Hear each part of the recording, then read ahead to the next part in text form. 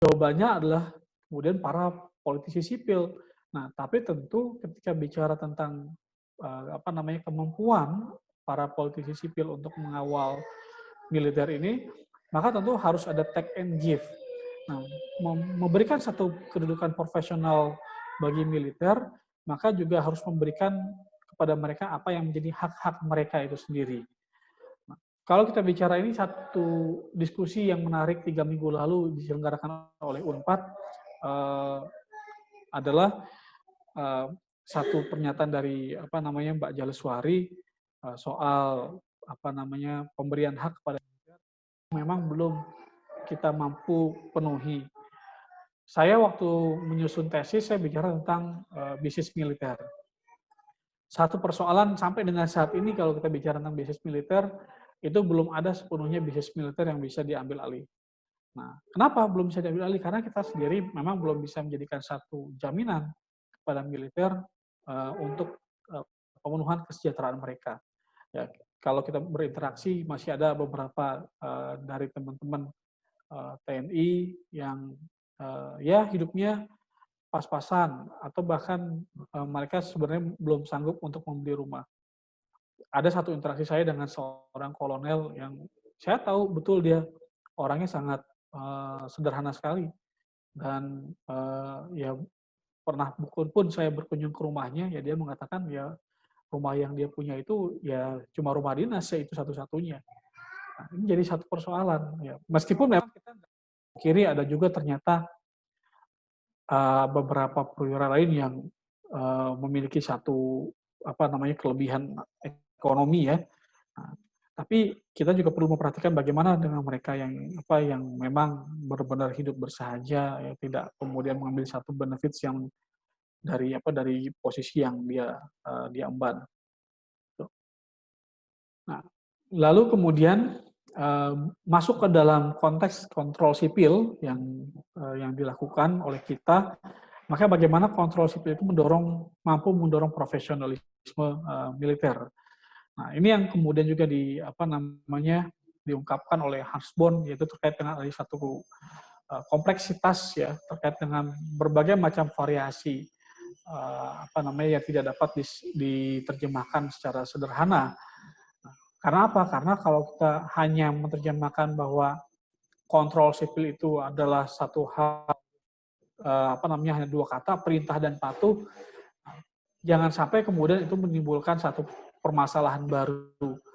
Karena kalau misalkan kita juga terlalu rigid, terlalu kaku terhadap konteks perintah dan kepatuhan, jadi kita harus memaksakan satu kepatuhan terhadap teman-teman militer, di saat kemudian mereka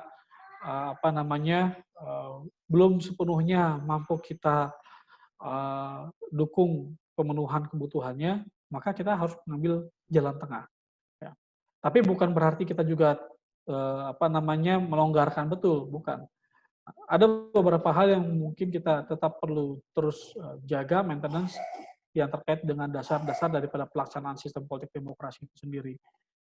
Seperti diantaranya ya militer tidak berpolitik praktis, tidak masuk kemudian dalam jabatan-jabatan pemerintahan, ya, karena itu akan bukan satu polemik atau kemudian membawa satu kecenderungan kepada orientasi masa lalu. Lalu terkait dengan pembicaraan hubungan sipil militer yang diantaranya meliputi bahwa militer harus profesional, netral, ya, tidak mengintervensi, maka juga di sisi lain sipil juga tidak boleh ikut campur terlalu dalam domain ranahnya militer. Ya, sampai dengan urusan yang terlalu mikro itu saya kira itu juga tidak bagus. Nah, ini yang kemudian juga menjadi ditekan dari Hans Born dan kawan-kawan.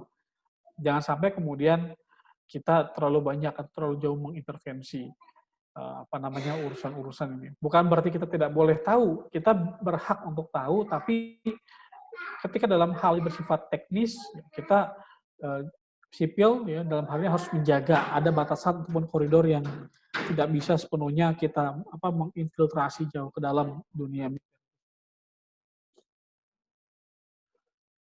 Lalu masuk ke dalam hal yang kemudian pernah dituliskan oleh Sun Tzu dan Clausewitz, mereka keduanya bicara tentang bagaimana kemudian militer sebagai pelayan negara. Nah, kalau kita bicara tentang militer sebagai pelayan negara, maka tentu politik yang dijalankan oleh militer adalah politik negara, bukan politik praktis.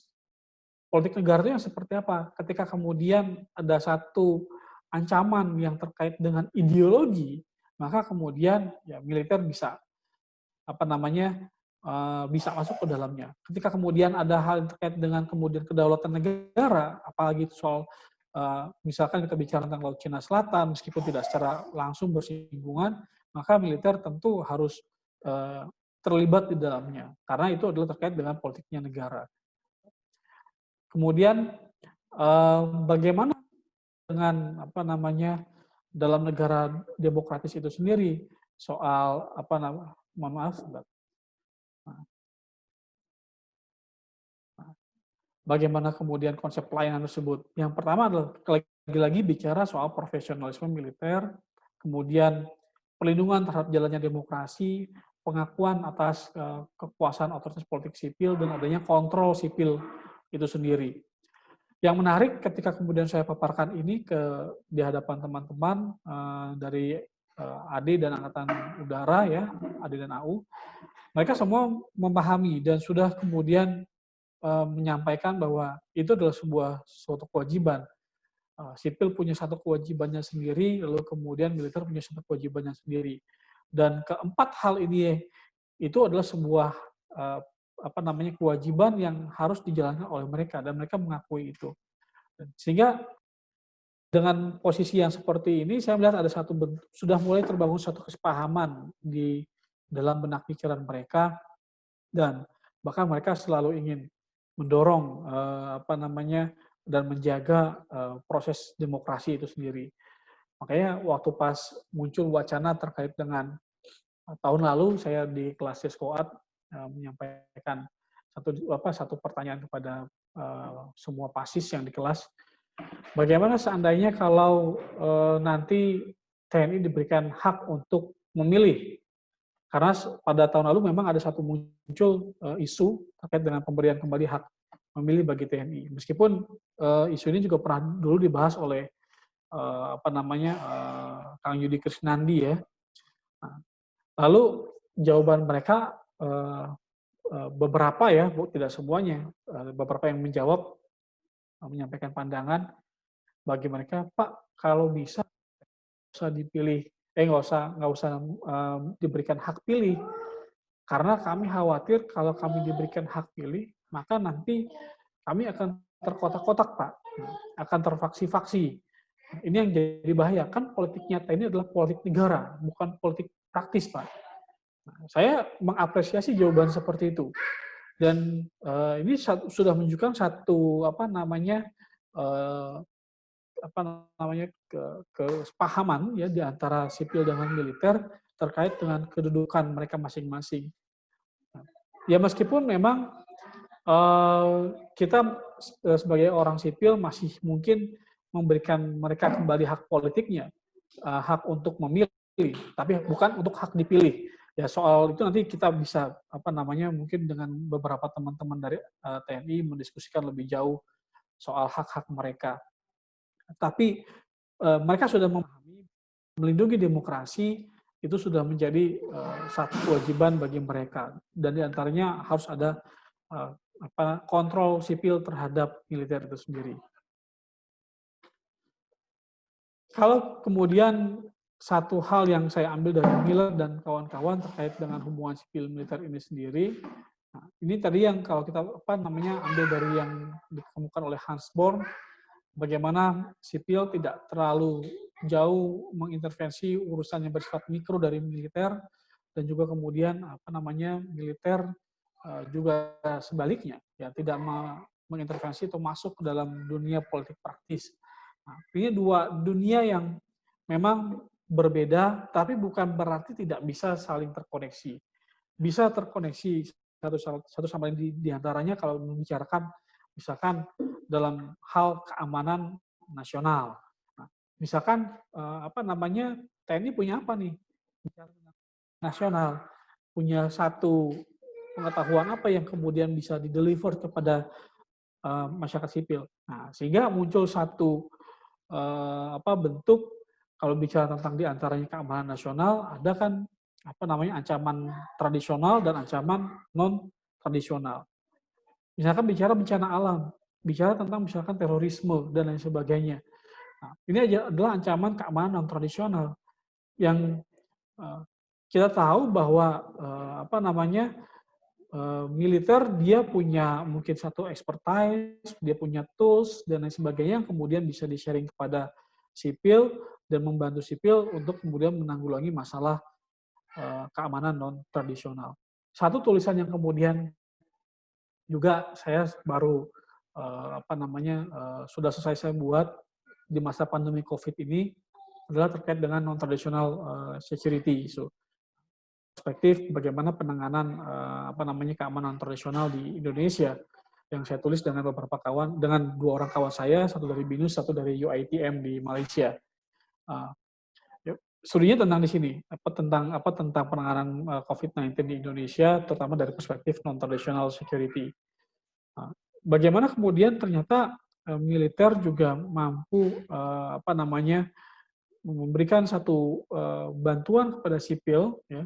Karena apa? Karena ternyata militer ini paling gampang untuk dikomandoi secara strukturalnya. Dari ketika atas mengatakan A, maka dia sampai ke bawah dia akan ikut, dia akan patuh. Ya. Jadi nggak mungkin nggak. Beda kalau misalkan sipil kadang-kadang suka nanti dulu terus kadang-kadang suka tanya ini gimana, ntar gimana ya. Kalau militer nggak, urusan nanti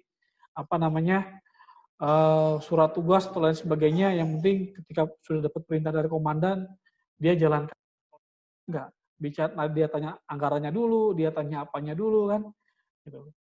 Nah, itu jadi satu polemik. Nah, kalau di militer enggak, dia sudah jadi termasuk juga bicara tentang bagaimana inovasi teknologi di militer itu sudah juga sebenarnya ada satu yang sudah dimunculkan. Ya. Ada budaya yang memang berbeda kalau kita ambil dari militer dengan sipil. Contoh kasus kita lihat dari penanganan COVID-19 ini. Gitu. Nah, masuk kemudian tadi yang sudah saya katakan bagaimana kontrol sipil terhadap militer ya, di dalam perspektif yang kemudian dikemukakan oleh Huntington adalah ada yang bersifat subjektif dan kemudian ada yang bersifat objektif. Yang subjektif, dia lebih memaksimalkan kekuatan kelompok sipil dan ini mereduksi adanya profesionalisme militer itu sendiri. Muncul permasalahan nantinya. Di sisi lain ternyata tadi yang disampaikan ini membawa-bawa militer kembali ke dalam dunia politik praktis yang dalam banyak perspektif teman-teman koalisi masyarakat sipil ini yang tidak diharapkan. Nah, sedangkan sebaliknya dalam kontrol yang bersifat objektif, dia memaksimalkan profesionalisme, militer harus netral dan kemudian menghargai semua keputusan yang kemudian diambil oleh kelompok masyarakat sipil. Kira-kira pola yang tadi disampaikan juga menyangkut terkait dengan bagaimana kemudian distribusi kekuasaan sipil dan militer dalam negara demokratis, diantaranya sipil itu melakukan kontrol, melindungi kehidupan warga negara, ya, dan kemudian mendukung peningkatan kemampuan teknologi persenjataan. Nah, yang poin kedua, diantaranya bagaimana kemudian ketika melindungi sipil ini mampu menggunakan kekuatan militer untuk menangkal serangan-serangan dari luar. Nah, adapun kemudian tugas militer menghormati otoritas politik sipil, lalu kemudian meningkatkan kemampuannya dan kemudian melindungi masyarakat sipil dalam zona tempur.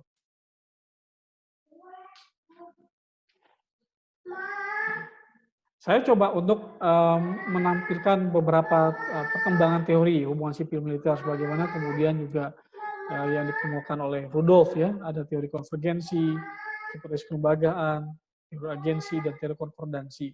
Nah, yang menarik saya nggak sampaikan semuanya. Saya ada satu buku yang sudah saya baca juga, itu dari Rebecca Alsif terkait dengan concordance theory. Rebecca Alsif ini dia mengambil satu kasus di Asia Tenggara. Di Asia Tenggara itu punya satu. Jadi kalau kita bicara tentang hubungan sipil militer, polanya ternyata nggak bisa disamakan semua. Ya, meskipun memang bisa saja mendorong profesionalisme militer dengan apa namanya mendorong adanya kontrol sipil yang bersifat objektif. Tetapi tidak bisa terlalu kemudian dipaksakan terlalu dalam. Karena untuk pola yang terjadi di Asia Tenggara beda dengan apa yang terjadi di Eropa.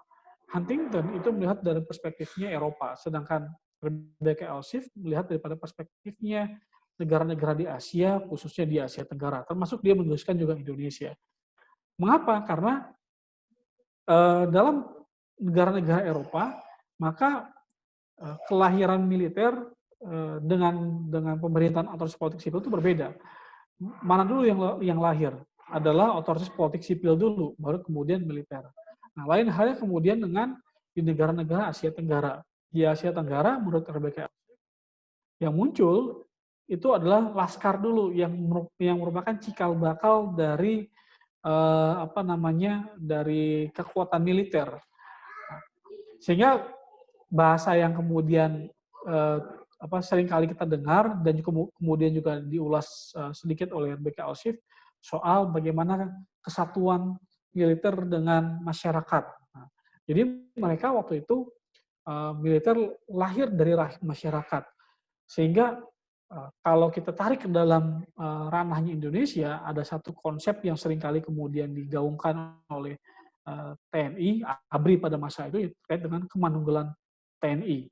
Nah, bicara tentang kemanunggalan ini berarti satu kesatuan antara militer dengan sipil. Kenapa? Karena militer lahir dari rakyat. Dan militer berarti secara historisnya dianggap sudah ada terlebih dahulu sebelum kemudian pemerintahan negara. Sehingga tidak kemudian bisa serta-merta negara memaksakan satu pola, apalagi kemudian hanya beberapa tahun untuk kemudian memaksakan militer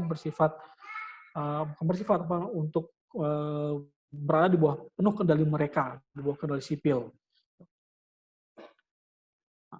Ini saya coba lewat aja Bapak-Bapak. Nah, saya kira nanti bisa diinikan lah ya.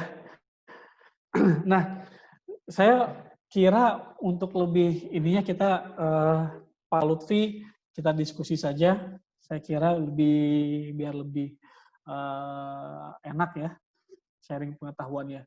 Terima kasih. Assalamualaikum warahmatullahi wabarakatuh. Waalaikumsalam warahmatullahi wabarakatuh. Terima kasih Pak Yusa, luar biasa ini materinya.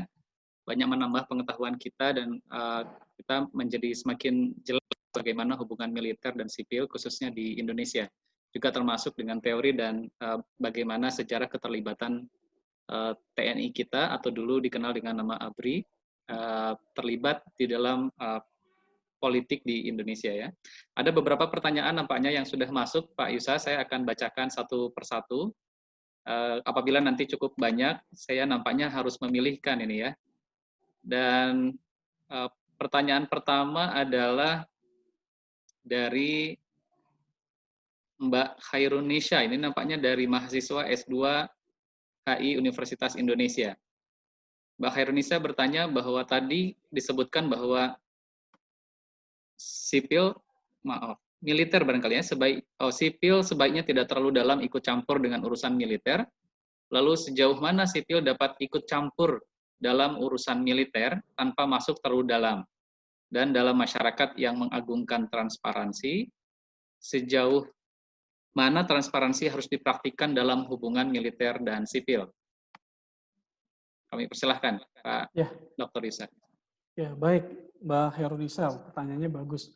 Jadi kalau kita bicara memang terkait dengan kontrol sipil terhadap militer, dalam hal-hal yang kemudian bersifat teknis, kita bicara misalkan soal strategi perang, lalu kemudian kita bicara tentang pemenuhan kebutuhan alutsista, lalu kemudian kita bicara tentang struktur daripada komando TNI itu sendiri, maka itu yang kita tidak boleh terlalu dalam masuk ke sana. Jadi satu persoalan sebenarnya, saya ambil contoh kasus. Mohon maaf kalau misalkan ada mungkin dari teman-teman ataupun yang agak ini, meskipun apa namanya, ini kan ada waktu pas kelas Sesko tahun ini itu ada 4 perwira menengah dari kepolisian yang juga ikut di Sesko. Dan kemudian salah satu perwira yang dari Sesko bertanya kepada saya soal, Pak, kalau misalkan apa namanya, sipil itu mengintervensi terlalu jauh terkait dengan penempatan perwira, itu gimana? Nah, saya jawab, kalau misalkan sipil menempatkan satu perwira kepolisian dan kemudian tentara terlalu jauh, kenapa saya mengatakan kepolisian? Karena di situ juga ada kasus ya, saya nanti sampaikan juga. Terlalu jauh dalam apa namanya dalam struktur komando mereka, maka itu hal yang kemudian kurang baik. Contoh kasus kepolisian dulu, Mas Muradi, Pak Muradi, nanti Kang Mufti juga saya kira tahu nih Pak Muradi. Nah, Pak Muradi pernah mengkritik Pak Jokowi awal-awal ketika apa namanya Pak Tito sebagai Kapolri. Kenapa?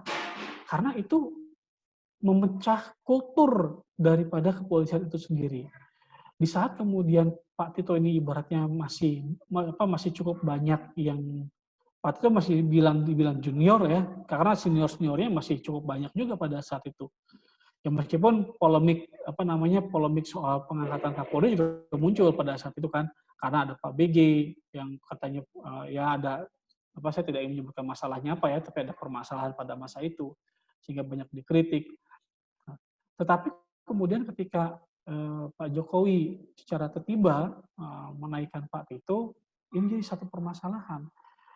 Dan di analisis itu bisa menunjukkan satu resistensi. Nah, sebenarnya ada resistensi itu di internal kepolisian. Loh, kok kenapa kemudian Pak Tito yang naik? Kenapa enggak senior-senior yang lain terlebih dahulu? Kan banyak. Tapi meskipun diredam oleh pemerintah pada masa itu. Tapi Pak Muradi sendiri mengatakan ada resisten itu. Nah, ini menjadi satu polemik. Kemudian juga kita bicara dalam yang pengangkatan beberapa perwira juga di Angkatan Darat dan kemudian juga di Angkatan Udara.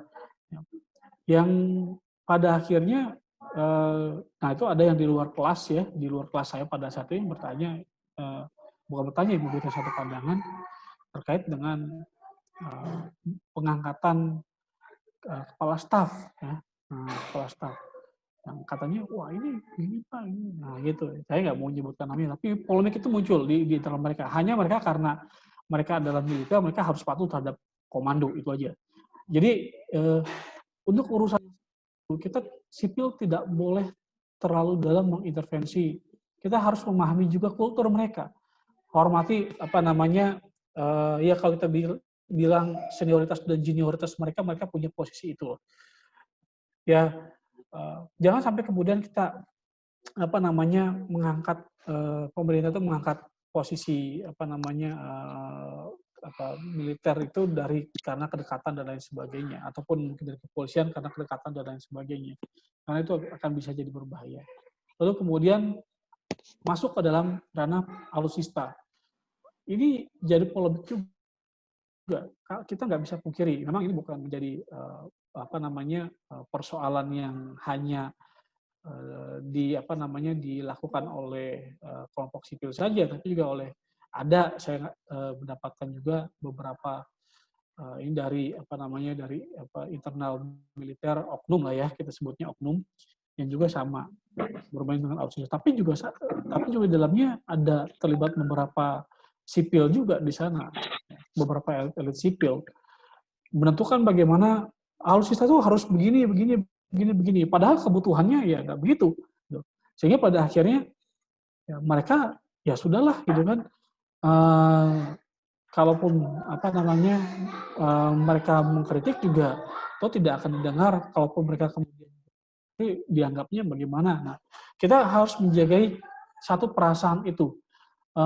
Kita juga harus pahami bahwa mereka membutuhkan sesuatu itu bukan berdasarkan pada hanya keinginan saja, tapi juga pada satu tolak ukur. Karena juga yang saya ketahui contohnya mereka juga punya Puslitbang, ya, Pusat Penelitian dan Pengembangan di Angkatan Udara, terus kemudian di Angkatan Darat. Nah, mereka dengan kajian-kajian yang mereka buat juga, mereka tahu bahwa kita butuh ini, kita butuh itu. Nah, contohnya ketika bicara tentang bagaimana kebutuhan akan senapan, ya, senjata tempur.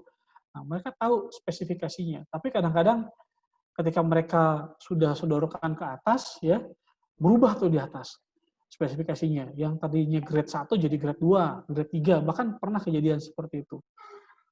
Sehingga akhirnya mereka nggak bisa apa-apa. Mereka butuh drone buat pemantauan perbatasan, tapi dengan kapasitas yang misalkan dia punya apa namanya 4 jam terbang, ya, tapi ternyata yang dibeli cuma dengan apa kemampuan 1 jam terbang, ya mau nggak mau akhirnya mereka mereka terima, dan spesifikasinya di luar ini. Nah, alasannya bukan masalah ketiadaan anggaran, bukan. Nah, tadi ada muncul masalah yang terkait dengan tanda kutip permainan anggaran itu. Jadi ada juga oknum-oknum di ini. Jadi saya mendapatkan info terkait dengan apa ya marketing fee lah apa yang kadang-kadang ini juga ya kalau kita bicara soal itu maka transparansi memang menjadi satu kebutuhan.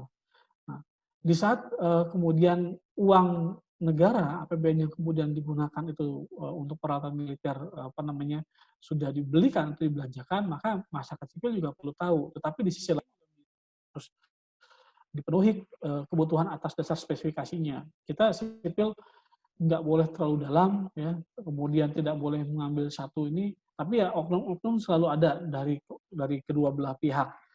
Gitu. Dan kemudian di mana ranahnya kemudian sipil bisa apa namanya melakukan kontrol terhadap militer, tentu dalam banyak hal diantaranya secara formal dalam rapat dengar pendapat antara Komisi 1, terus kemudian dengan Kemhan, dengan Panglima TNI, dengan Kepala Staf, ya.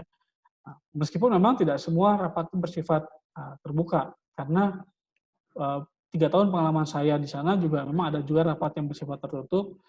Tapi saya kira itu terbuka kok. Kalau misalkan maksudnya gini, kalau rapatnya terbuka itu memang benar-benar terbuka.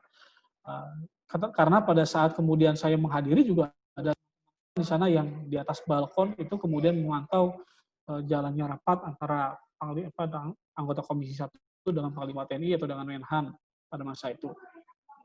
Tapi memang kalau untuk urusan yang bersifat kemudian intelijen, strategis, lalu kemudian sifatnya teknis dari apa namanya pembelian alutsista, kebutuhan-kebutuhan alat tertentu, memang itu tertutup. Bahkan kadang kami pun para staf tidak selamanya bisa duduk di sana untuk mendampingi anggota dewan, gitu. Tapi hanya mendapatkan report. Nah, kemudian di sisi lain, selain daripada kontrol yang bersifat formal, juga ada yang bersifat informal, diantaranya yang dilakukan oleh teman-teman masyarakat sipil. Kan kita mengenal ada satu koalisi masyarakat sipil untuk reformasi sektor keamanan. Itu ada dari IDSPS, ada dari Imparsial, ada dari Lespersi, bahkan Kontras pun masuk ke dalamnya, ya. Kemudian Propatria dulu dan lain sebagainya. Beberapa lembaga itu juga sudah mulai apa namanya tidak aktif lagi, ya. Beberapa yang masih aktif, IDSPS, Kontras, Lespersi, nah itu apa namanya masih melakukan kontrol, ya, terhadap apa namanya ini. Nah, kontrol masyarakat sipil terhadap militer itu ada satu buku yang kemudian saya baca dari Ari Prihatono, Keamanan Nasional, waktu itu masih diterbitkan oleh Propatria, terkait dengan multi-layer oversight, pengawasan berlapis. Kalau kita bicara tentang pengawasan berlapis itu dari yang internal kesatuan, lalu kemudian dari yang paling atas ada Kementerian Pertahanan, lalu kemudian ada berikutnya lagi ada dari DPR RI, ya, atau parlemen, ya, lalu kemudian ada lagi dari apa namanya koalisi masyarakat sipil, lalu di atas lagi ada dari media, lalu kemudian ada publik dan bahkan ada kemudian apa dunia internasional. Multi-layer oversight yang kemudian dituliskan oleh Ari Prihartono, saya kira jadi satu tools yang dapat digunakan untuk kemudian mengontrol militer. Jadi ketika ada satu permasalahan, misalnya anggota TNI melakukan satu pelanggaran hak asasi manusia terhadap masyarakat sipil. Nah, contohnya misalkan pembunuhan atau apa, maka kemudian media tahu. Nah, itu salah satu bentuk daripada kontrol media. Media memberitakan kepada masyarakat. Nah, ketika media memberitakan kepada masyarakat, maka tentu ada concern dari berbagai pihak, dari koalisi, dari anggota DPR. Nah, ketika itu sudah menjadi satu concern berbagai pihak, maka mau tidak mau Kemhan juga involved dalamnya, kesatuan kemudian juga involved di dalamnya, dan pada akhirnya mereka mengambil satu keputusan ataupun tindakan tegas, dan bahkan kemudian harus bersifat terbuka ketika ada permasalahan sultannya. Begitu Kang Lutfi kira-kira, dan Mbak Khairunisa. Mudah-mudahan bisa menjawab. Baik, terima kasih Pak Yusa. Saya jadi ingat ada beberapa kasus pembelian alutsista yang dilakukan oleh TNI itu banyak mendapatkan kritik dari pemerhati pertahanan, katakanlah para akademisi juga. Misalnya pembelian tank Leopard misalnya yang tidak cocok, dianggap tidak cocok dibeli untuk kontur geografis Indonesia yang nampaknya banyak kepulauan, banyak sungai dan jalan-jalan yang akan rusak begitu, tidak memadai untuk perjalanan Leopard misalnya. Nah, ini barangkali salah satu hal yang kemudian katakanlah apabila dari yang disampaikan oleh Kang Isa merupakan satu intervensi sipil yang terlalu berlebihan begitu? Ya, nah ini menarik, Kang Lutfi. Jadi sedikit saya sharing aja. Jadi ternyata saya juga pernah bertanya ke itu, ke beberapa perwira siswa yang jadi saya menanya soal sebenarnya. Jadi ya sebenarnya juga dari mereka pernah merekomendasikan untuk tidak membeli Leopard karena tidak sesuai gitu. Nah, saya juga, jadi saya tahu ternyata permasalahannya ada di mana gitu. Gitu. Baik. Yang saya kira itu awalnya kan pembelian Leopard ini saya kira adalah satu inisiatif dari teman-teman di Angkatan Darat. Saya kira begitu. Ternyata enggak. Bahkan mereka pernah waktu itu menyaksikan juga kenapa harus membeli Leopard. Padahal di sisi lain kalau kita lihat kemampuan industri teknologi industri persenjataan dalam negeri, Pindad itu udah bagus Pak sebenarnya katanya. Nah, tadi soal yang punten mohon maaf, marketing fee tadi. Baik, itu yang harus kita kontrol betul ya. Pertanyaan kedua ada dari yang kedua itu dari Dahlan ini, kalau dari sisi urutan. Dahlan ini mahasiswa UAI di Prodi HI dan dia bertanya, saya mau tanya, bagaimana hubungan sipil dan militer dalam kasus pelanggaran HAM di masa lalu dan bagaimana upaya militer menyelesaikan hal tersebut? Nah, oke. Wah, ini berat nih. Saya pilihkan yang berat memang ini. Ya, jadi memang ini saya jawab PR ya, PR yang memang sulit untuk untuk diselesaikan. Tapi selalu jadi komoditas politik. Jadi setiap ada pilpres dari terutama beberapa calon presiden yang punya persinggungan ya dengan masa lalu, nah, selalu diungkit-ungkit lagi. Seperti dulu tahun 2004 ya Pak Wiranto naik jadi calon presiden. Nah, ini muncul kan. 2004 atau 2009, saya lupa 2009 ya kalau nggak salah ya, 2009 Pak Wiranto naik muncul. Ya 2004 juga kalau nggak salah pernah waktu itu. Nah kemudian 2009 dan 2014 Prabowo naik juga muncul. Saya kira itu adalah sebenarnya tugas kita, masyarakat sipil, dan mampu atau tidak kita untuk berani menuntaskan pekerjaan rumah itu. Yang kalau saya jawab terlalu banyak pertimbangan dan juga kepentingan politik. Nah, pertimbangan dan kepentingan politik. Pertimbangannya itu adalah mungkin kita merasa sipil khawatir kalau itu diungkit-ungkit nanti akan menimbulkan kerenggangan hubungan antara kita dengan militer. Dan kemudian yang kedua dari aspek yang kepentingan politik juga tadi kertas kita ingin menerapkan pola kontrol yang bersifat objektif, tapi nyatanya kita masih bukan masih ya, kita menerapkan kontrol yang bersifat subjektif dalam implementasinya. Nah, ini dari berbagai diskusi, di antaranya yang saya katakan ketika saya pernah bincang 2 kali dengan Pak Agus Wijoyo. Kata Pak Agus Wijoyo, banyak itu partai-partai politik yang ingin mendekati perwira TNI. Karena apa? Karena kemampuan TNI itu sendiri, dia punya rantai komando. Jadi bisa dibawa-bawa, bukan kemudian militer aktifnya, tapi gerbong-gerbong yang ada di belakangnya. Dan saya pun melihat hal demikian. Dulu tuh pas saya masih di Komisi 1 juga pernah ada satu diskusi dengan Pak Nainggolan ya. Pak Togi Nainggolan juga sama. Lihat. Jadi ini jadi satu PR. Sipil ini bahwa militer masuk ke ranahnya mereka karena apa? Karena punya ekspektasi suara terhadap partai mereka. Nah, jadi ya daripada diungkit-ungkit masalah gituan, udah aja lah mungkin dalam persepsi sebagian daripada politisi kita, ya sekarang kan sebagian ya, tidak semuanya. Ya sudah, kita ini kan toh nanti juga masyarakat akan lupa sendiri. Nah, sebenarnya ini jadi masalah lagi. Saya sampaikan jadi masalah kembali.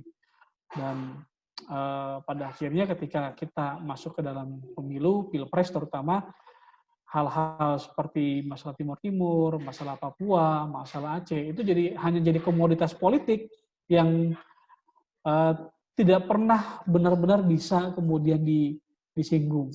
Nah, yang kemudian saya ingat betul waktu itu pernyataan dari Mas Haris ya, waktu masih aktif di Kontras, soal Timur Timur, soal Papua, soal Aceh itu ya jadi komoditas politik aja. Karena apa? Karena tidak ada benar satu keinginan dari elit politik sipil untuk mau menuntaskan masalah itu. Nah, kalau saya lihat tadi saya melihatnya dari 2 hal ya, karena satu mungkin ada kekhawatiran bisa menimbulkan satu kerenggangan hubungan. Yang analisis kedua yang saya lihat dari komoditas politik ya, sipil, elit politik sipil sebagian masih butuh suara dari kelompok militer karena kemampuan militer untuk membawa gerbongnya itu cukup kuat gitu, Pak Lutfi. Baik, berarti partai politik atau katakanlah lembaga sipil itu memerlukan tokoh-tokoh ex-militer untuk mendongkrak katakanlah elektabilitas begitu ya. Tetapi di satu sisi apakah juga memungkinkan para tokoh-tokoh militer yang ya katakanlah ditengarai terlibat dalam berbagai kasus pelanggaran HAM, ini adalah satu upaya untuk melindungi gerbong mereka. Bagaimana Kang Yusa melihat itu? Apakah ada peluang ke arah itu? Ya, bisa jadi seperti itu Pak Lutfi. Nah, saya coba tarik ke ini. Saya 2010 pernah, memang sudah lama sekali, 2010 bukan 2010, sorry. 2013 ya, 2013. Saya pernah bincang dengan Pak TB Hasanuddin. Waktu itu saya berdua saja dengan beliau di waktu itu, ketika saya datang ke DPR, saya bincang-bincang dengan Pak TB Hasanuddin. Saya bicara soal diantaranya keterlibatan ex-purnawirawan, beberapa purnawirawan ya, atau ex-militer aktif dalam dalam partai politik. Ya, dia tidak memungkiri bahwa mereka itu ditarik untuk kemudian dengan satu tujuan untuk ekspektasi politik. Ya, meskipun kita tahu juga kan Pak TB juga kan dari PDI Perjuangan juga kan, gitu. Ya, jadi tapi yang memang coba dia minimalisir adalah ketika dia berinteraksi dengan para juniornya, dia nggak ingin kemudian membawa junior-juniornya itu masuk dalam ranah politik praktis. Tapi kalau dia lihat dari apa yang dilakukan oleh teman-temannya yang sudah purnawirawan, justru ingin membawa-bawa atau menyeret-nyeret anak buahnya, ex anak buahnya ke dalam ranah politik, meskipun tidak secara langsung tadi yang saya katakan. Nah, dalam kondisi yang kemudian pernah terjadi di masa lalu, memang seperti halnya misalkan dalam kasus pelanggaran di HAM di Aceh, kemudian di Papua, karena ada juga beberapa perwira yang kemudian pernah bertugas, lalu kemudian tidak dipungkiri juga beberapa di antaranya menjadi politisi.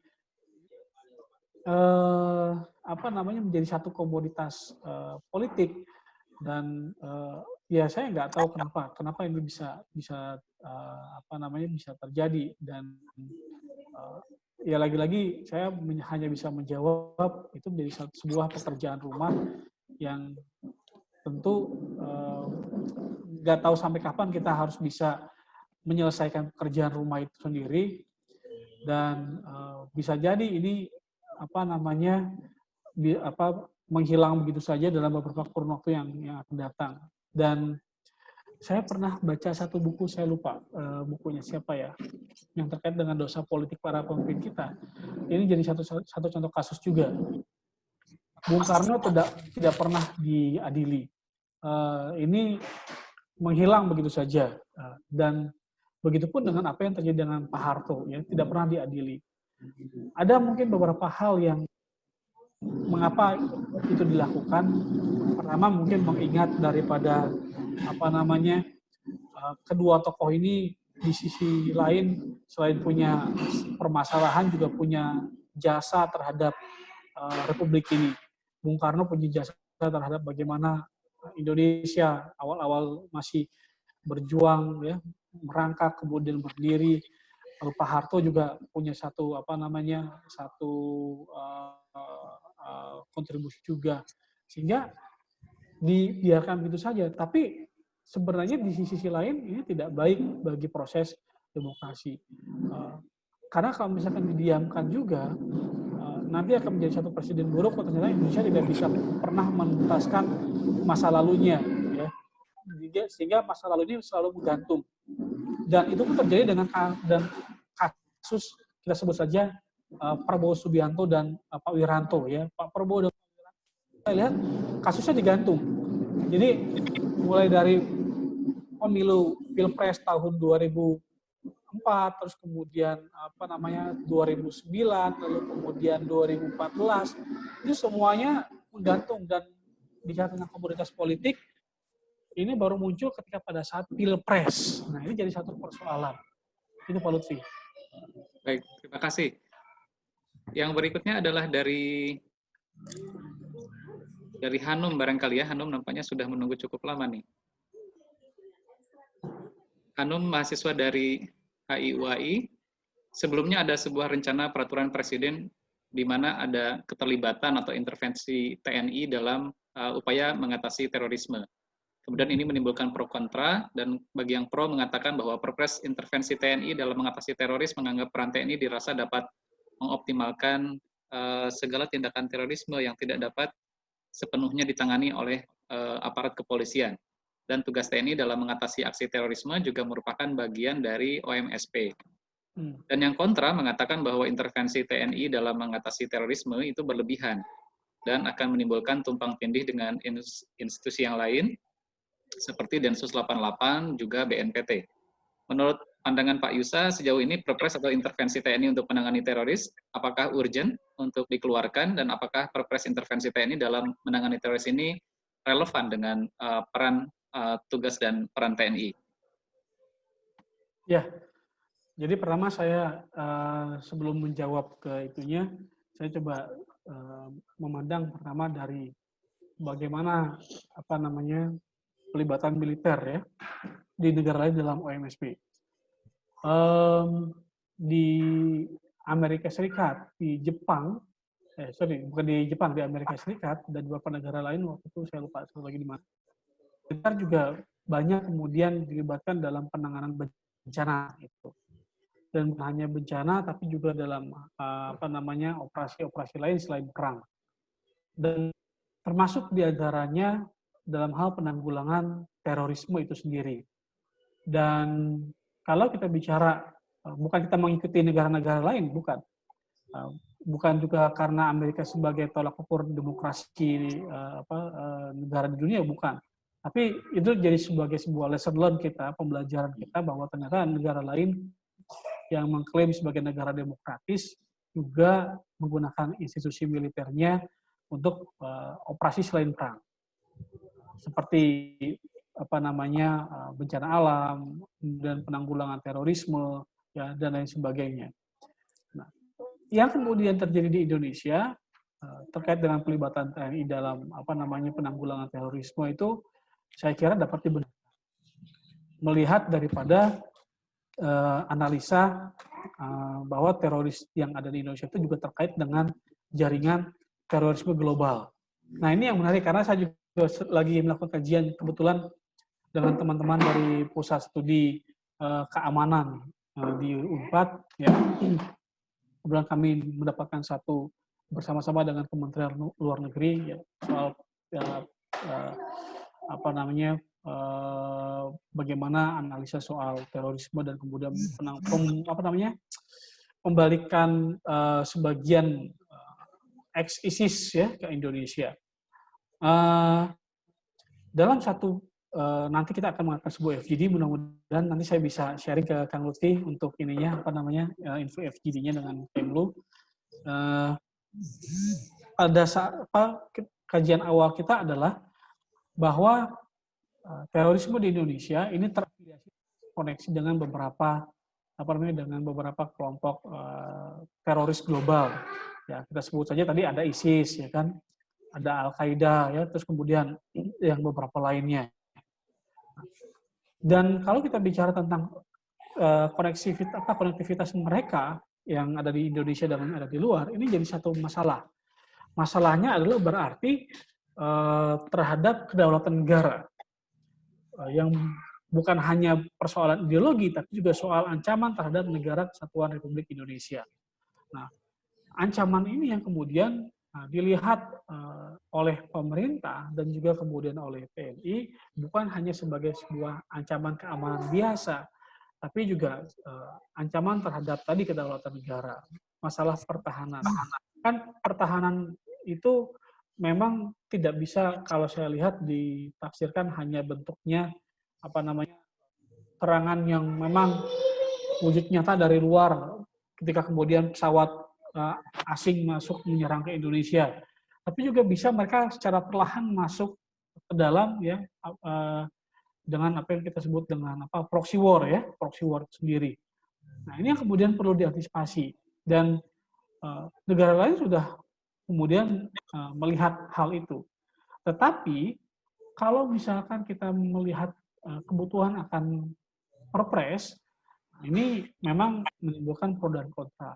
Ya, kalau dalam pandangan saya, kita belum butuhlah perpres. Kenapa? Karena kita cukup sebenarnya dengan payung hukum undang-undang pertahanan, ya, undang-undang TNI, lalu kemudian juga undang-undang terorisme itu sendiri. 3 payung hukum itu saya kira sudah cukup. Dan kalaupun misalkan pemerintah ingin memberikan satu komando terhadap TNI, saya kira ya Presiden bisa sebagai Panglima Tertinggi TNI bisa memberikan satu instruksi bantuan kepada penugasan kepada TNI. Tetapi tentu harus didasarkan pada pola ataupun perhitungan-perhitungan yang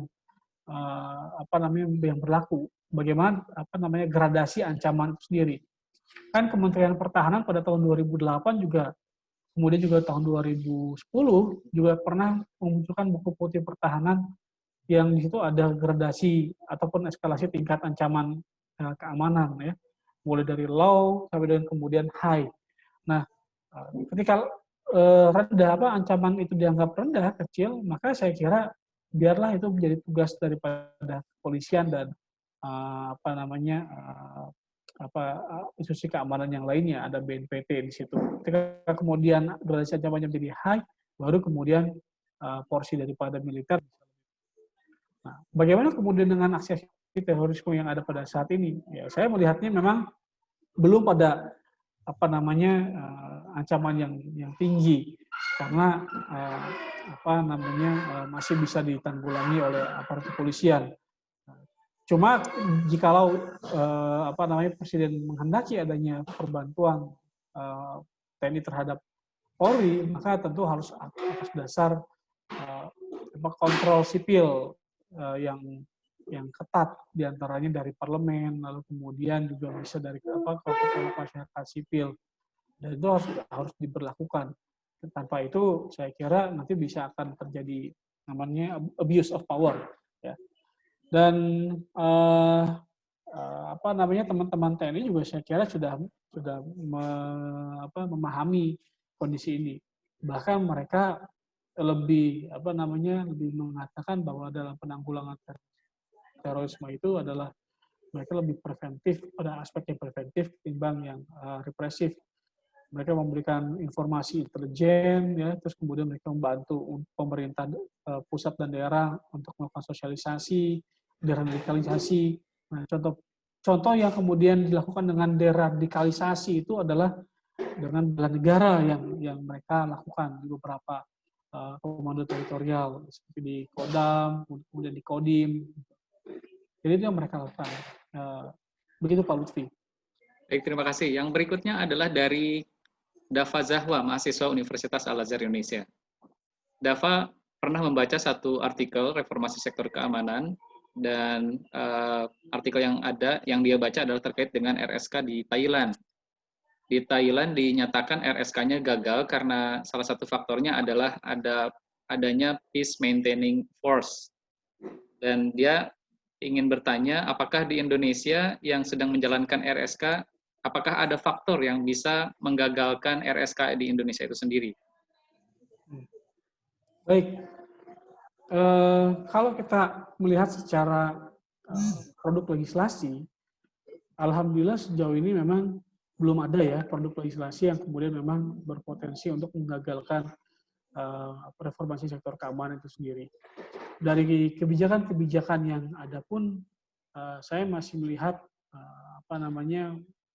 semua masih berada dalam koridor, meskipun persoalan-persoalan belum semua terselesaikan. Contohnya misalkan bisnis militer. Kan bisnis militer itu juga salah satu bagian pekerjaan rumah dari reformasi sektor keamanan. Cuma sementara sepertinya bisnis militer itu di-keep dulu, mengambil alihan di saat sipil belum sepenuhnya juga mampu untuk memenuhi kewajiban untuk prajurit ataupun kemudian pemenuhan alutsista itu sendiri. Nah, kemudian tapi kalau misalkan kita lihat dari beberapa potensi-potensi seperti politik praktis itu ada. Nah, makanya kemudian muncul wacana waktu itu pernyataan dari teman-teman di Sisko AD yang menyatakan, Pak, kalau lebih baik kita tidak diberikan hak untuk memilih, Pak. Khawatirnya kalau kita milih nantinya justru akan muncul faksi di antara kami semua. Nah, ini bicara tentang faksi di militer, ya tidak kita pungkiri ada beberapa kajian yang memang menulis tentang historis ya daripada faksi-faksi di militer itu sendiri. Pun mungkin sekarang juga dikenal adanya faksi hijau di antara salah satu di antaranya. Nah, kalau misalkan kita bicara tentang bagaimana kehendak ataupun keinginan daripada polisi untuk menarik militer masuk ke dalam dunia politik praktis, itu salah satu yang saya kira juga salah satu PR yang harus dibenahi ataupun kemudian harus dijawab oleh elit-elit politik kita. Karena itu sebabnya bisa mengakibatkan kegagalan dari reformasi sektor keamanan. Dalam kasus militer di Thailand, saya waktu itu pernah ke saya lupa salah satu universitas di Thailand yang menjadi di Bangkok, ya saya lupa nama universitasnya apa ya ininya. Saya berbincang dengan salah satu dosen dari kebetulan Fakultas Hukumnya, Chulalongkorn. Bukan. Yang Bukan? dekat museum Bangkok itu saya lupa apa ya namanya. Aduh, saya lupa ininya. Nah, ada. Nah, si Lee ini mengatakan bahwa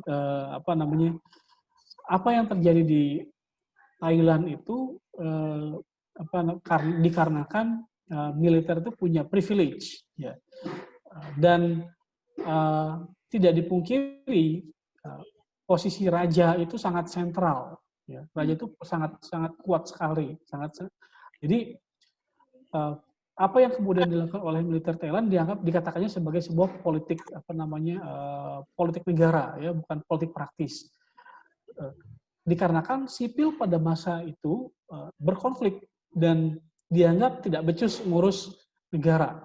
Nah, tetapi bukan berarti dia membenarkan juga apa yang dilakukan oleh militer Thailand. Dikritik juga sebenarnya oleh dia. Karena apa? Karena ketika kemudian militer masuk ke dalam seolah-olah terlihat bahwa militer Thailand ini ingin kemudian mempertahankan hegemoni mereka atas pemerintahan. Nah, di sisi lain raja tidak kemudian memberikan satu larangan, ya. Karena ya memang raja pun sangat terkait erat dengan militer itu sendiri. Jadi itu yang terjadi di militer pada masa itu, dengan adanya kudeta militer beberapa kali di Thailand. Gitu Pak Lutfi. Baik, terima kasih. Ini memang kalau terkait dengan Thailand, karena sejarah militernya juga merupakan bagian dari kerajaan Thailand ya, sebelum adanya negara Thailand modern.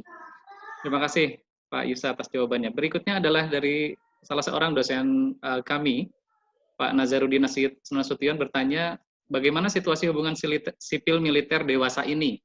Ini khususnya berkaitan dengan isu RUU haluan ideologi Pancasila dan isu-isu tanda bangkitnya kembali PKI atau komunisme di Indonesia. Bagaimana tanggapan Pak Yusa? Ya, nah ini kalau kita bicara rancangan undang-undang ini memang pro kontranya cukup besar ya, cukup banyak. Nah, terkait dengan pola hubungan sipil militer, saya melihat memang teman-teman di militer tidak mau terlalu jauh menanggapi soal RUU HIP ini, hanya muncul pandangan bahwa ekspektasi mereka bahwa TAP MPR itu tentang larangan ideologi komunis bisa masuk, ya.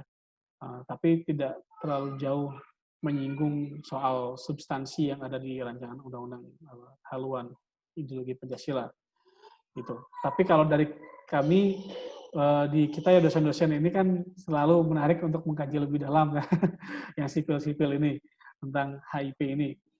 Mulai dari ya meskipun secara substansinya tidak menyiratkan soal ke arah mana, tapi bisa melihat bahwa rancangan undang-undang ini terlalu Soekarnois ya, Soekarno-sentris lah gitu, Soekarno-sentris.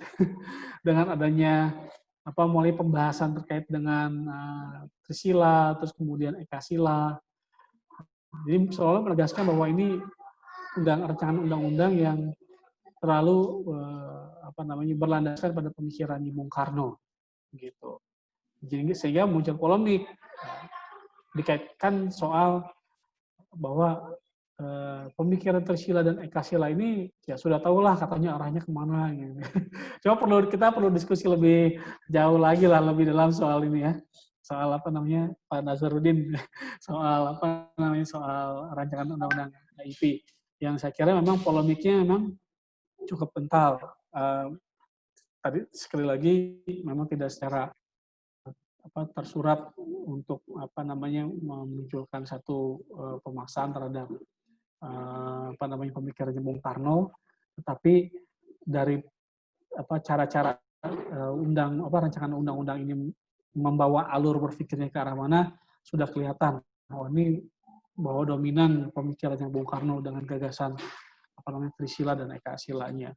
Meskipun Pancasila sendiri nggak dirubah sama dalam rancangan undang-undang ini.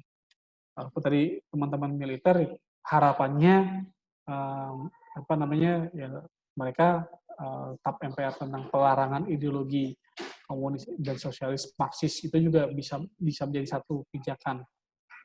Saya bisa memahami kenapa mereka mengharapkan seperti itu, ya karena mungkin ini bukan pandangan mereka ya, tapi pandangan saya.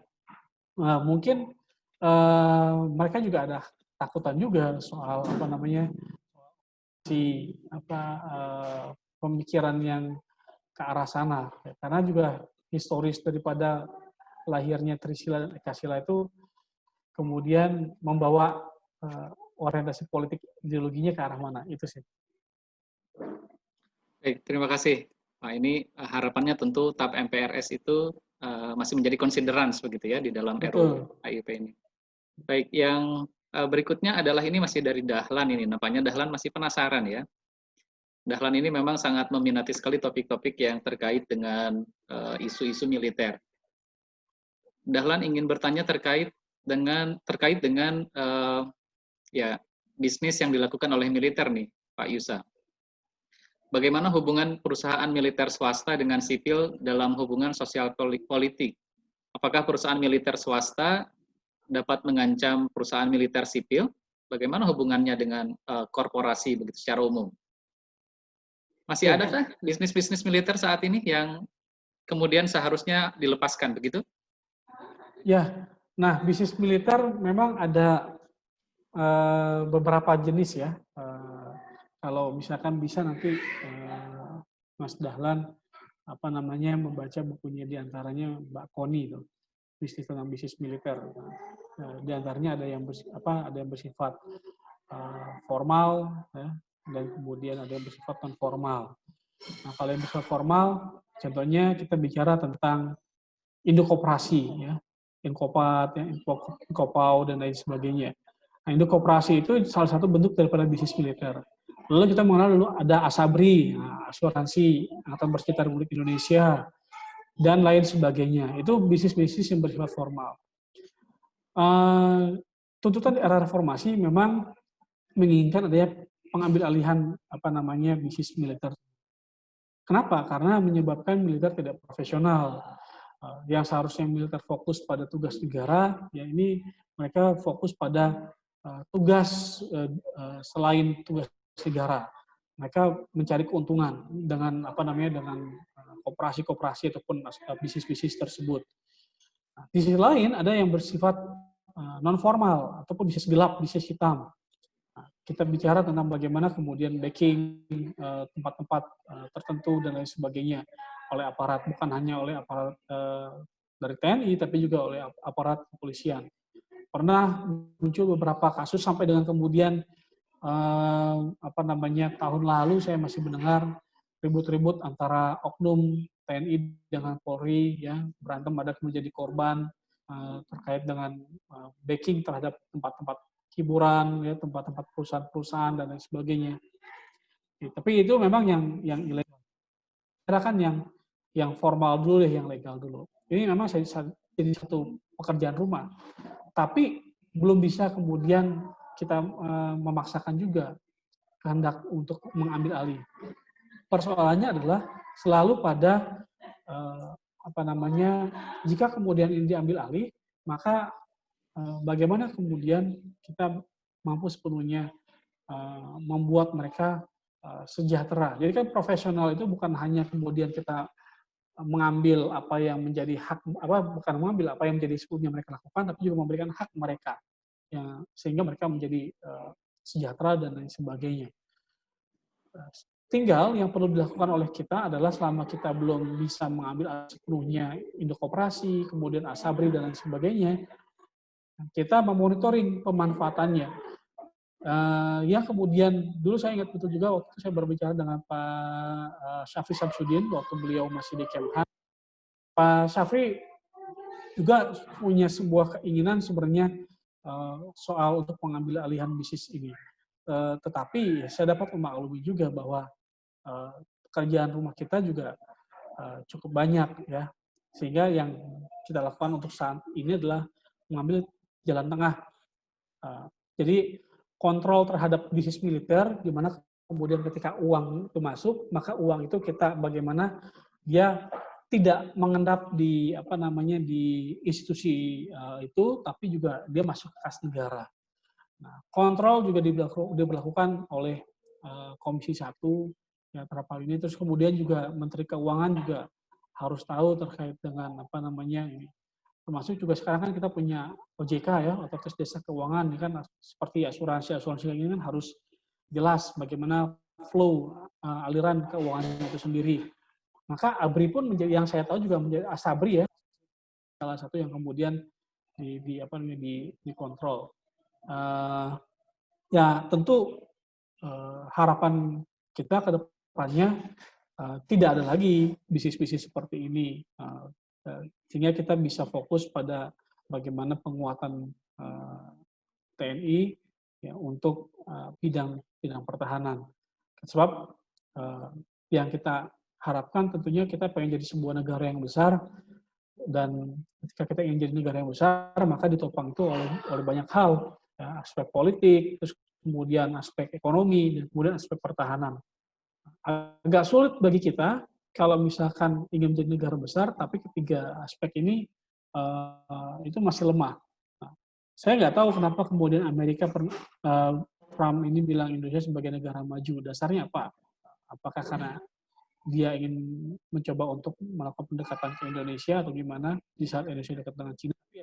Mengatakan bahwa Amerika mengklasifikasikan sebelum COVID ini berlangsung sebagai negara maju ya Indonesia. Nah, oke lah, kita anggap itu sudah masuk ke dalam satu poin. Aspek politik kita sudah masuk, tapi aspek pertahanannya kita masih belum masuk. Ya. Kita masih belum punya kemampuan yang cukup ya untuk menumbuhkan apa yang disebut dengan defensive effect. Kenapa? Karena kita bisa melihat ya, seringkali kapal patroli negara tetangga, ya, Vietnam, Malaysia, terus kemudian juga kadang-kadang dari Cina sendiri ya, yang kemudian melanggar batas zona ekonomi eksklusif negara kita, bahkan kadang-kadang juga berani untuk berkonfrontasi ya, meskipun tidak terjadi baku tembak, tapi upaya memancing itu dilakukan oleh negara mereka, orang negara-negara sekitar kita. Nah, ini menunjukkan ada satu persoalan bahwa kita belum mampu memunculkan adanya defensive effect, takut bagi mereka, negara lain itu. Kalau misalkan kita sudah punya armada yang kuat, saya kira ini juga menjadi satu keunggulan bagi kita. Nah, dalam kasus Laut Cina Selatan, ya kan sekarang ada ketegangan kembali antara Cina dengan Amerika. Kita mengirimkan, kalau saya tidak salah, 5 KRI ya. Cuma seberapa efektif sebenarnya pengiriman 5 KRI itu ke Laut Natuna, itu perlu dikaji juga. Ya, bukan berarti kita tidak peduli, tapi justru kita inginkan kalau bisa nanti ke depan kita kerahkan kapal yang lebih hebat lagi lah, gitu, sehingga bisa lebih memunculkan adanya satu ini. Kalau misalkan negara lain macam-macam, kita bisa timbulkan rasa takut lah bagi mereka. Itu Lutfi. Terima kasih. Ini waktu kita kurang dari 10 menit lagi, dan nampaknya saya hanya bisa membacakan satu pertanyaan kembali. Dan mohon maaf apabila ada 2 pertanyaan yang nampaknya belum bisa saya bacakan ya. Pertanyaan terakhir ini dari Raka Seno. Beliau ini juga mahasiswa HI di UAI. Tadi kita sempat singgung bahwa ada semacam keputusan untuk pembelian alutsista. Nampaknya ini terkait dengan Leopard ya, yang dinilai kurang tepat. Nah, apakah hal seperti ini merupakan bentuk dari kurangnya peran kontrol Komisi 1 DPR, Kemhan, dan pemerintah terkait sebagai representasi dari sipil? Dan menurut Pak Yusa sendiri, bagaimana perkembangan kontrol pemerintah mengenai hal ini dalam menciptakan check and balances yang baik antara eksekutif yang menjalankan keputusan dan legislatif yang salah satunya adalah melakukan kontrol dan pengawasan? Ya, sebenarnya kalau kontrol itu sendiri waktu itu juga dilakukan oleh teman-teman dari Komisi 1. Cuma memang kan dinamikanya ada yang pro dan ada yang kontra. Pada akhirnya kekuatan lebih berpihak kepada yang pro terhadap pembelian tank Leopard, yang selebihnya yang kontra ya hanya pada akhirnya bisa mengkritik, dan beberapa saya lihat ada yang kemudian menuliskan dalam satu opini di beberapa media massa. Seperti halnya saya juga tahu Pak TB juga waktu itu juga sama menjadi orang yang juga kontra terhadap pembelian tank Leopard oleh oleh Kemhan ya waktu itu. Dan di Kemhan sendiri ya kalau Kemhan saya yang namanya itu saya lihat sih dia punya satu kebulatan suara terkait dengan pembelian Leopard. Uh, karena memang ini seolah-olah menjadi satu kebutuhan yang perlu dimiliki oleh Indonesia. Tapi tadi dikembalikan ke pada cakapan saya dengan beberapa perwira menengah ya yang mengatakan bahwa sebenarnya itu bukan satu keputusan bulat dari dari ini. Ada beberapa yang kemudian membuat seolah-olah ini adalah satu request dari angkatan, padahal seyogyanya itu bukan satu request dari mereka. Jadi saya juga baru tahu ternyata Leopard itu bukan sebuah murni request dari angkatan. Ya. Nah ini yang sebenarnya perlu kita benahi juga nih soal masalah bisnis yang seperti ini. Ini kan gimana saya menjawabnya ya? Ini jadi satu pekerjaan rumah yang memang perlu diselesaikan oleh mereka-mereka yang masih punya inisiatif positif, punya tekad baik untuk menyelesaikan masalah ini. Ini kita bilang oknum yang kemudian dia ada di tataran kedua belah pihak, ya baik militer maupun kemudian sipil, ya saya katakan itu, dan kemudian ini yang kemudian harus dilakukan kontrol termasuk oleh masyarakat sipil itu sendiri. Jadi ketika kemudian DPR tidak mampu secara bulat melahirkan satu keputusan yang dikehendaki oleh masyarakat sipil, maka kelompok masyarakat sipil yang kemudian harus secara aktif menyuarakan pandangan mereka. Kajian-kajian memang juga pernah dilakukan pada saat kemudian pembelian Leopard. Nah, sama halnya dulu juga waktu pas kita ingin membeli Sukhoi juga sama. Kebutuhannya apa? Membeli Sukhoi. Nah ini menarik juga. Jadi satu informasi yang kemudian saya dapatkan juga dari teman-teman bahwa pembelian Sukhoi ini sebenarnya tidak begitu mampu menimbulkan deterrence effect. Karena apa? Karena pas pada saat pembelian pun kita bingung senjatanya dari mana gitu. Nah, kan sempat ibaratnya disebutkan macan ompong dulu Sukhoi itu. Jadi beli pesawat tapi tidak punya misilnya, tidak punya rudalnya. Jadi sebutnya macan ompong. Nah, kemudian jadi polemik ya, meskipun dikatakan itu akan dicicil dalam beberapa termin, tapi ya setidaknya pernah menimbulkan satu keraguan. Lalu kemudian dikatakan sebenarnya ada alternatif lain yang bisa kemudian kita lakukan kalau kita ingin membeli satu pesawat tempur. Kita waktu itu juga dikatakan bekerja sama dengan Korea dan ada satu pesawat tempur yang kita kerjakan bareng ya antara Indonesia dengan Korea Selatan. Tapi sayangnya pengembangan teknologinya hanya dianggap atau diklasifikasikan sebagai pesawat latihan, pesawat tempur latihan, bukan pesawat ini. Padahal kalau misalkan katanya dikembangkan lebih jauh, itu bisa menjadi ini bahkan dengan harga satu pesawat Sukhoi itu bisa jadi sekitar 3 unit daripada pesawat yang disebut dengan pesawat latihan tempur itu.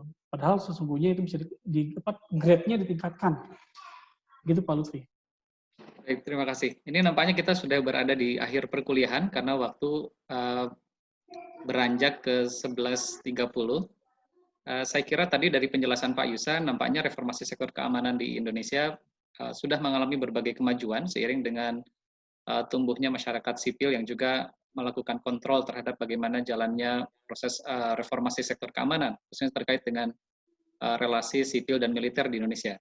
Tetapi juga terlihat banyak hal yang menjadi pekerjaan rumah terkait dengan relasi sipil dan militer antara lain adalah terkait dengan berbagai kasus pelanggaran HAM yang pernah dilakukan oleh berbagai tokoh, katakanlah di angkatan bersenjata kita, lalu kemudian juga terkait dengan bisnis militer yang nampaknya masih ada, ya, dan ini dikhawatirkan nanti mengganggu fokus mereka terkait dengan mereka sebagai institusi yang bergerak secara profesional di sektor pertahanan. Kemudian juga terkait misalnya dengan ya sipil yang juga seringkali tertarik untuk menarik kembali para tokoh-tokoh militer ini di berbagai politik praktis. Ini yang juga nampaknya perlu diberikan edukasi kepada sipil bahwasanya militer perlulah kita tempatkan di posisinya yang profesional, dan sipil yang juga jangan sampai terlalu banyak mengkritisi urusan-urusan militer, khususnya yang terkait dengan ya teknis-teknis pembelian alutsista, spesifikasi, dan yang lain-lain. Barangkali itu. Sebelum Pak Yusa memberikan closing statement, barangkali saya ingin memberikan kesempatan nih kepada Pak Kaprodi untuk juga memberikan kata sambutan akhir nih. Kepada Pak Rizal, kami persilahkan barangkali 1-2 kalimat.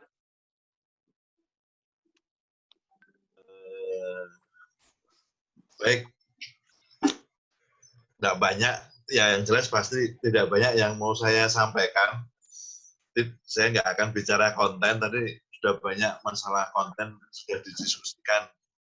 Yang jelas mewakili program studi hubungan internasional Universitas Al-Azhar Indonesia, kami sampaikan terima kasih kepada Mas Yusa atas pencerahan pengetahuannya ini. Jadi memang di prodi kami ini diskusi seperti ini memang menjadi satu tradisi tradisi prodi lah untuk selalu mengembangkan dari mahasiswa juga ya.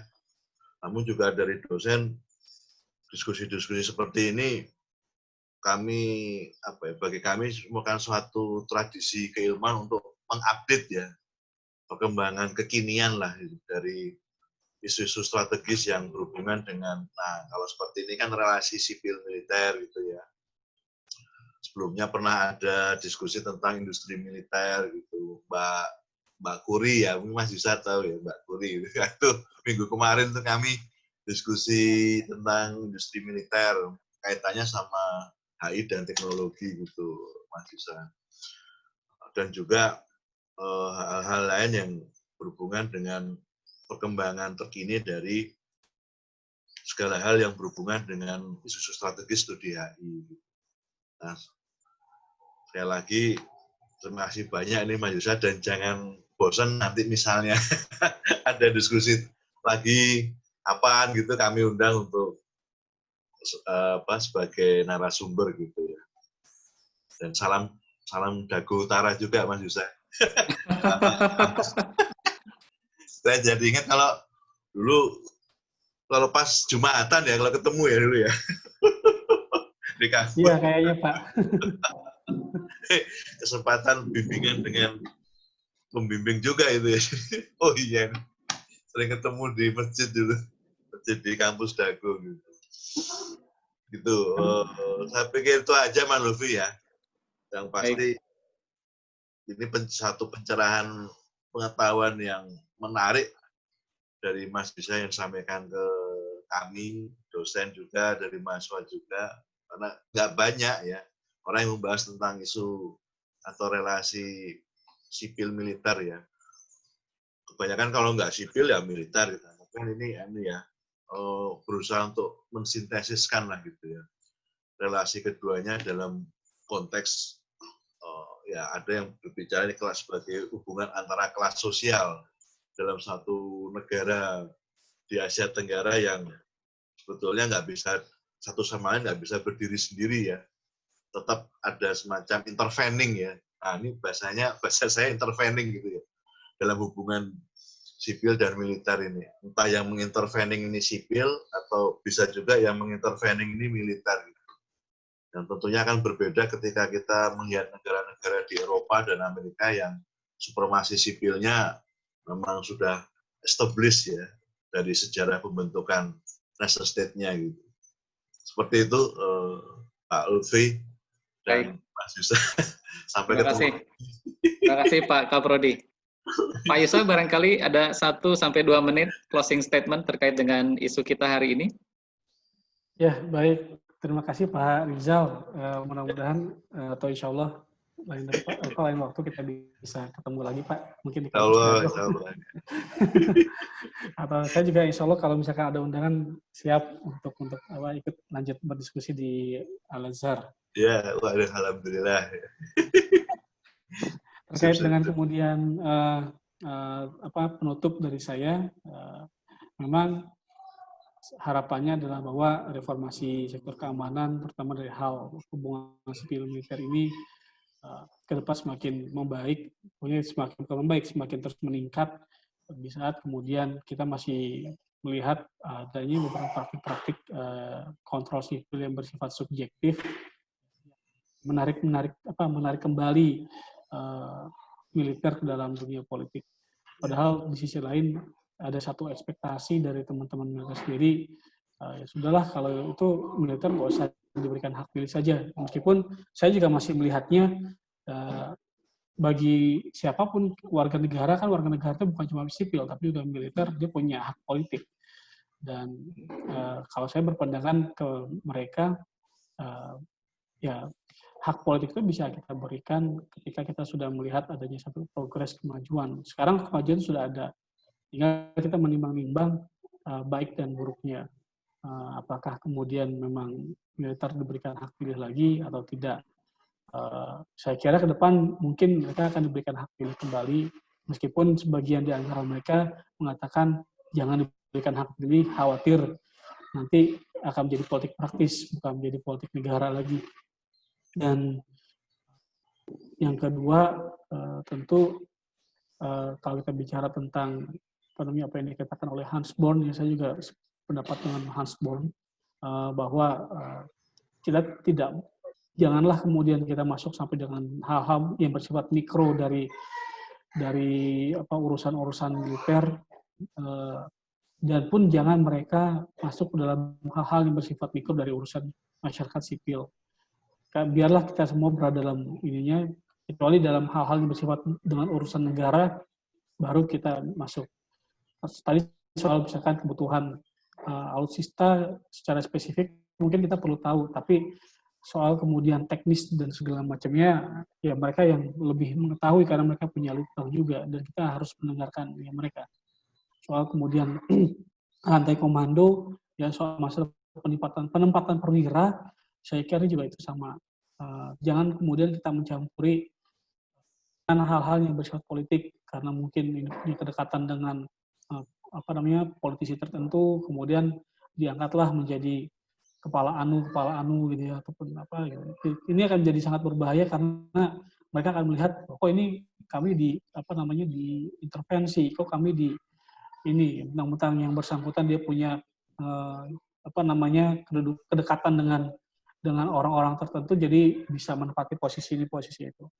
Ya meskipun itu bukan hanya terjadi dalam dunia militer, di dalam dunia sipil pun sama ya. Kalau kita lihat di pemerintah daerah ya, Kang Lutfi juga kayak tahu nih, kalau misalkan ada kepala daerah kepilih kan, biasalah kepala daerah kan suka kepala kayak misalkan asdanya ya kan, wah dekat dengan ini jadilah asda gitu. Tapi itu sebenarnya PR kita lah dalam dunia perpolitikan. Saya kira itu, Kang Lutfi. Ya, terima kasih Mas Yusa, luar biasa ini. Saya kira mudah-mudahan ini adalah bukan kuliah penutup yang pertama kali dari Kang Yusa, tapi mudah-mudahan nanti ada beberapa kuliah yang lain ya yang bisa diselenggarakan bersama-sama dengan para dosen dari luar Universitas Al-Azhar Indonesia, salah satunya dari Universitas Padjadjaran. Semoga ini menginisiasi kerjasama kami dari kampus UAI dan kampus Unpad atas kerjasama yang mungkin akan lebih terjalin di masa yang akan datang. Terima kasih sekali lagi untuk untuk narasumber pertama, Pak Yusa Juyandi. Kemudian juga terima kasih kepada para dosen yang hadir, Pak Ahlan Razif, beliau setia sekali sampai akhir, dan juga Pak Nazaruddin Nasution, juga Pak Kaprodi, Pak Rizal Aditya Hidayat. Tidak lupa kepada para mahasiswa yang luar biasa hari ini, banyak sekali aktif mengajukan pertanyaan, dan saya tidak sangka bahwa teman-teman yang 22 orang di mata kuliah pilihan ini sangat tertarik dengan isu-isu relasi sipil dan militer, khususnya di katakanlah di negara Indonesia di hari ini. Terima kasih juga kepada para peserta dari luar kampus UAI, dari Universitas Airlangga, kemudian dari UIN Alauddin Makassar, dan juga ada dari Universitas Potensi Utama Medan. Terima kasih sekali sudah hadir dan bergabung bersama kami di Jakarta, di Universitas Al-Azhar Indonesia. Saya ingin menutup perkuliahan pertahanan dan militer politik ini dengan sebuah quote yang sangat menarik dari Winston Churchill. Dia bilang begini, "It is always dangerous for soldiers, sailors, or airmen to play at politics. They enter a sphere in which the values are quite different from those to which they have hitherto been accustomed." Jadi akan selalu berbahaya bagi para tentara untuk terlibat bermain dalam politik. Mereka akan memasuki sebuah lingkungan yang nilai-nilainya berbeda dengan nilai-nilai mereka yang sudah terbiasa di lingkungan militer. Barangkali itu sebagai quote penutup. Terima kasih banyak sekali lagi para peserta semuanya. Saya Muhammad Lutfi sebagai pengampu mata kuliah pertahanan militer dan politik di Prodi HI Universitas Al-Azhar Indonesia. Pamit undur diri. Terima kasih dan sampai berjumpa kembali. Assalamualaikum warahmatullahi wabarakatuh. Waalaikumsalam. Terima kasih buat Pak Lutfi, Pak Alan, Pak Rizal, Pak Nazarudin. Sampai ketemu Mas Isa. Sama-sama insya Allah, Pak. Ya. Mudah-mudahan